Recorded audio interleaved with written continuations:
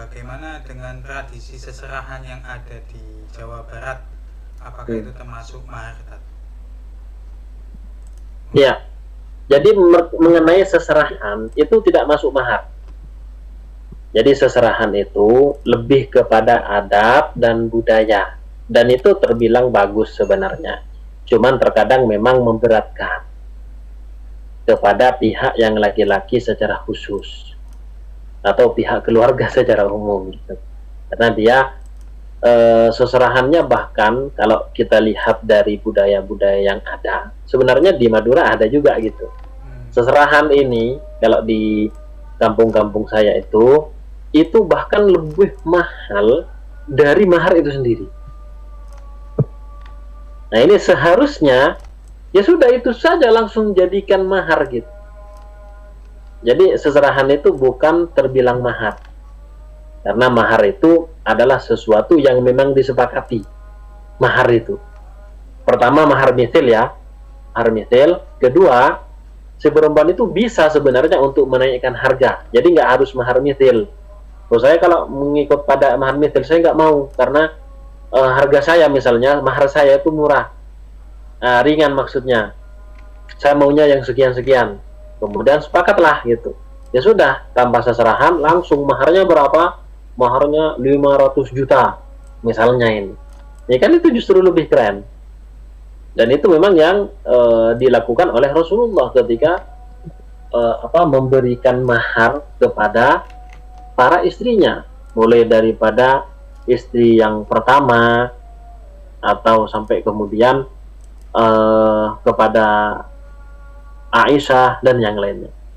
Jadi mahar Rasulullah ya, kalau dilihat dari sejarah-sejarah itu, beliau ini maharnya sekitar emas 12,5 auqiyah.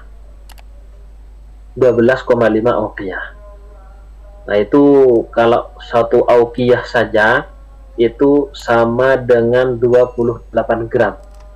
1 gram saja harganya sejuta, kita anggap saja sejuta, main polos-polosan gitu ya. Gimana kalau kemudian 12,5 uqiyah, 13 uqiyah lah ya, 13 uqiyah itu berapa gitu kan? Berarti 28 gram kali 13, 28 kali 13. Coba saya ngitung dulu bentar. 28 kali 13,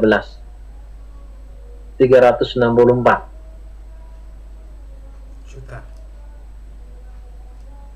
Bukan jutanya ya, 364 juta. Bahkan ada ulama membulatkan sampai 400, soalnya kan bukan sejuta. Ini perhitungan kalau ke rupiah. Jadi maharnya Rasulullah umumnya kepada istri-istrinya dan kepada Sayyidah Khadijah itu adalah sekitar 400 juta.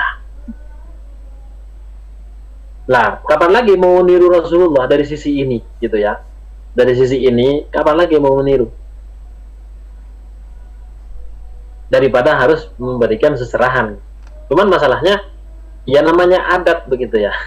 Sudah jadi adat. Dan itu terbilang hal yang tidak mengingkari tidak menyelisihi ketentuan sebenarnya. Jadi itu kan masuk kategori sedekah, jadi dia memberikan, masuk juga kategori hadiah begitu. Tapi alangkah baiknya sudah jadikan maharnya sekalian biar lebih bagus dan bisa mencontoh Rasulullah dari sisi besarnya mahar Rasulullah yang diberikan pada istrinya itu.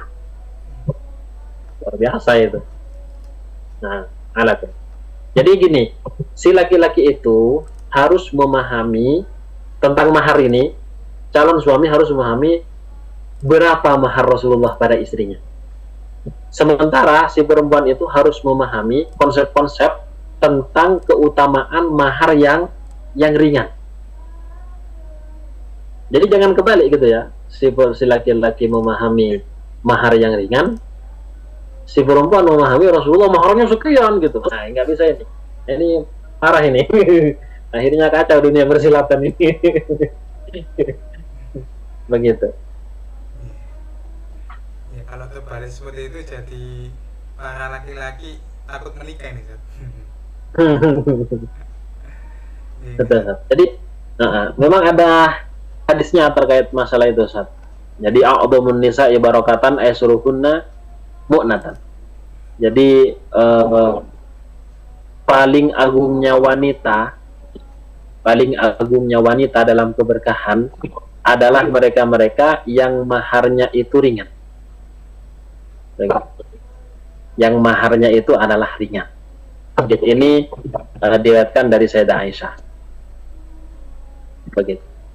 Jadi memang ada anjuran untuk meringankan mahar. Dan ini harus dipahami kaum perempuan. Makanya bahaya perempuan-perempuan yang belajar sirah ini. Karena mahar Rasulullah masuk di sirah. Jadi dalil nanti. Yang ya boleh gitu, cuman kan repot kalau kebalik-balik gitu kan. Oh. Nah, seperti itu.